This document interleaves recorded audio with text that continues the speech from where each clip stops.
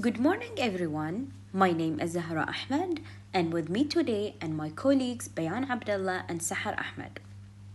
We are chemical engineering and instrumentation engineering graduates, and today we are pleased to present our senior project titled Development of a Real-Time Soft Sensor for a Product Composition Estimation in a Crude Distillation Unit.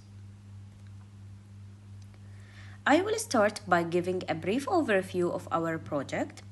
Our project consists of 5 main phases: the CDU simulation and Aspen HYSYS, data generation, key variable selection, soft sensor development, and a performance validation. Today, I will focus on the project background and simulation parts.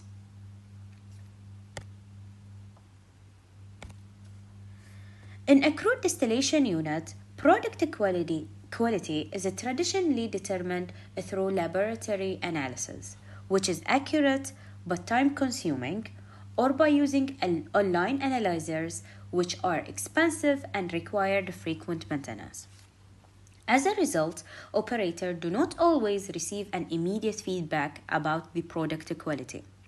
So this creates the need for a real-time, reliable, and cost-effective solution, which is the motivation behind developing a soft sensor. The main objective of this project is to develop a real-time soft sensor that can accurately estimate the crude distillation unit product composition, flow rates, and key quality parameters.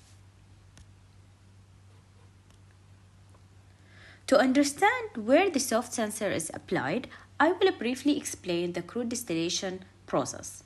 In a crude distillation unit, crude oil is separated into different products according to their boiling point. Naphtha is recovered at the top of the column, while kerosene and diesel are withdrawn as a side product. Since even small operating changes can affect the product quality, continuous real-time monitoring is essential. Based on this process, a crude distillation unit model was developed using Aspen HYSYS to represent a realistic refinery operation. The Ping-Robinson proprietary package was selected because it provides reliable prediction for hydrocarbon systems. The model includes both the main distillation column and the side stripper, as they directly influence the product composition and the quality. And finally, the model was validated by comparing the simulation result with the reference operating condition. The good agreement confirms that the model accurately represents real CDU behavior and that the generated data are reliable for developing the soft sensor. I will now hand over to my colleague Bayan, who will explain the variable selection and soft sensor development.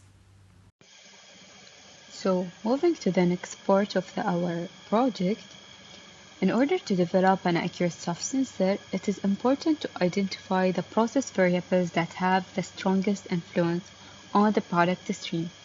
And that's why we combined both data analysis with engineering knowledge. So for this, we first use the cross-correlation analysis to screen each variable's direct linear effect on the output independently. Then we have used the partial least square analysis in order to consider how all variables jointly affect the product streams, and the variables that were appeared important within both methods were prioritized. However, few more variables appeared only in the partial least square analysis, which means that their effect is indirect on the desired output, and we added them too.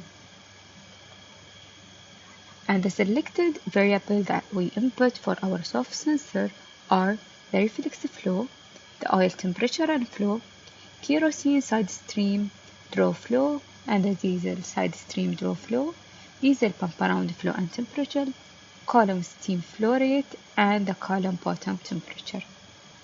And these selected variables represents the key manipulator and the primary disturbances in the column. For example, The reflex flow rate directly affects the light end recovery and indirectly affect the heavier products. However, the bottom temperature and the column steam flow control the stripping intensity in the lower section of the column.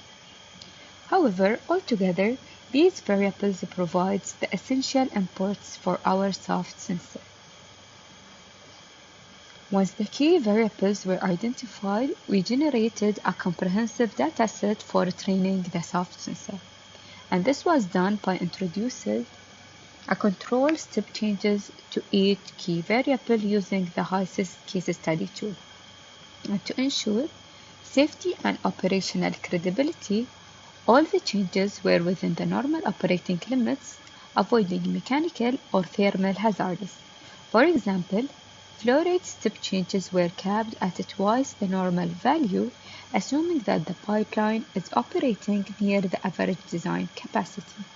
And similarly for the temperature changes, they were selected to maintain proper fluid properties.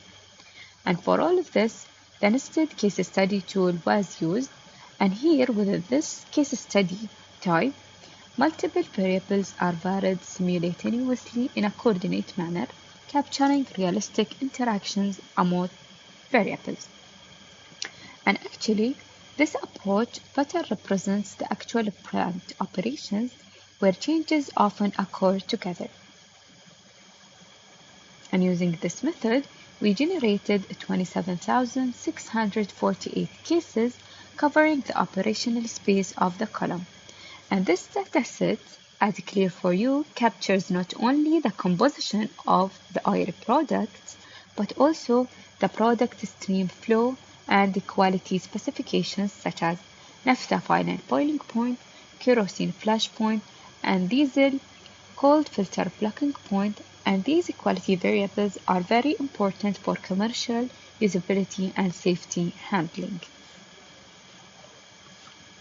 And before developing our soft sensor models, the raw data from the simulation were carefully pre-processed to ensure high data quality and reliable model training. So at first, the dataset was cleaned by removing the non-data rows, such as the units, and also we removed the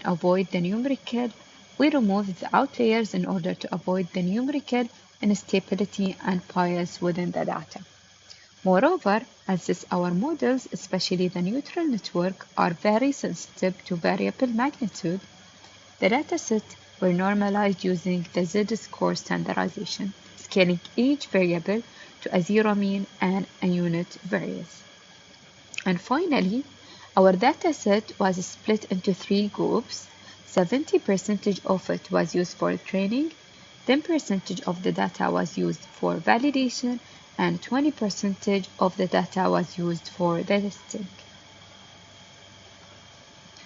And the first model that we used for developing our soft sensor is the time series multiple linear regression model to estimate the quality specifications of our product, naphtha, kerosene, and diesel from the crude distillation unit.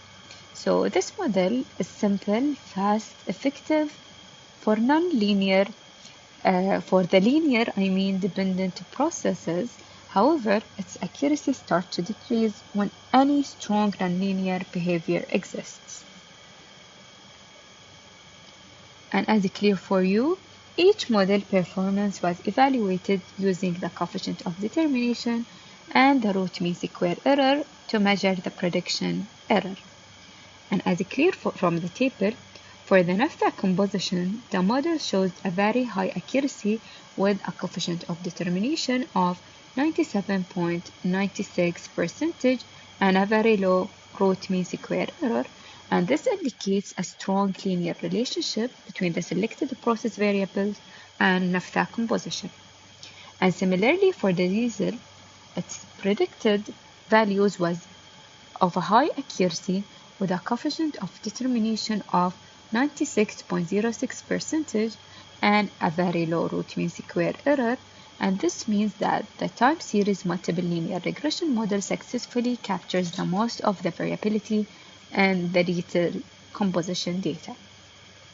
However, For the kerosene composition, the model performance is lower, with a coefficient of determination of about 80% and a higher root mean square error in comparison to the naphtha composition and diesel composition.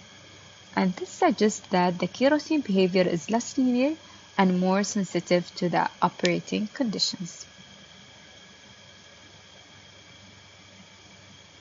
And as you can see for the other outputs, which are the flow rates and the quality specifications, the time series multiple linear regression performs very well for products with strong linear behavior, but its performance decreases for kerosene due to the nonlinear and the overlapping cut effect. And I think this lower accuracy, especially within the kerosene, is likely and mostly due to the narrow boiling range of the kerosene and the overlap with adjacent outputs. To improve the previous model, we work next on the TSPLS, which is the time series partial least square.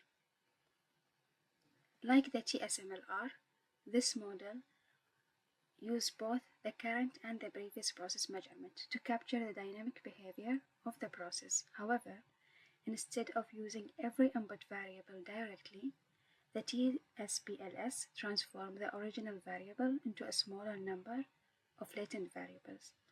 These latent variables combine highly correlated measurements into a few new variables that retain the most important information related to the output.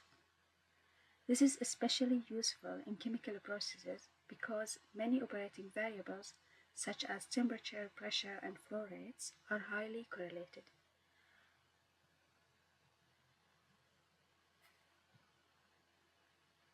The result shows that the TSPLS achieved performance similar to the TSMLR. It predicts the naphtha and the diesel accurately, but the prediction accuracy for the kerosene remained lower. This indicates that although the TSPLS handles correlated variable more effectively, it is still a linear model technique and therefore cannot fully describe the nonlinear dynamics of the crude distillation processes.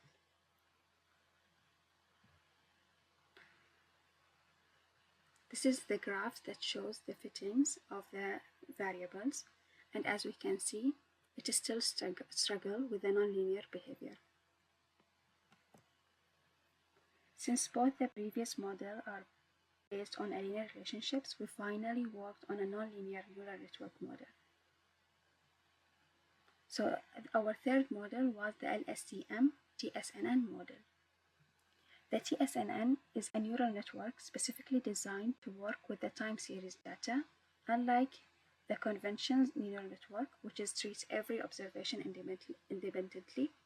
A TSNN recognizes that the current output depends not only on the current input, but also on the previous process measurements. This is make it particularly suitable for industrial processes such as the crude distillation unit, where operating conditions change continuously over the time. Another important advantage for the TSNN is that it can learn the nonlinear relationships. To further improve this type of the TSNN, we use an LSTM layer, which stands for long short-term memory. So the LSTM is a special type of the recurrent neural network that was developed specifically for the sequential data. The main advantage of the LSTM is that it contains an internal memory, allowing it to learn long-term dependencies. So, for example, if we change the flow rate or the reflex rate, it may affect the output after 30 minutes. So having a memory in the model, it will be a very useful and helpful.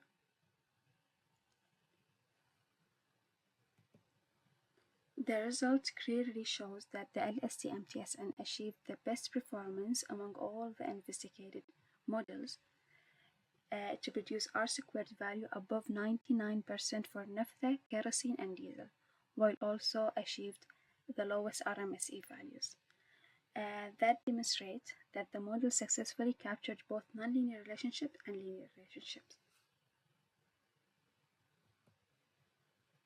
As we can see in the graphs, that most of the points are fitted perfectly in their predicted line. So for the LSTM TSN model, demonstrated consistent performance through the zero overfitting and the high fidelity dynamic tracking. Finally, we compare the performance of all the three models. The TSMR is simple, fast, and easy to implement, making it excellent for the baseline model. The TSPLS improves the handling of highly correlated process variables through the use of the latent variable, but is still limited by its linear nature.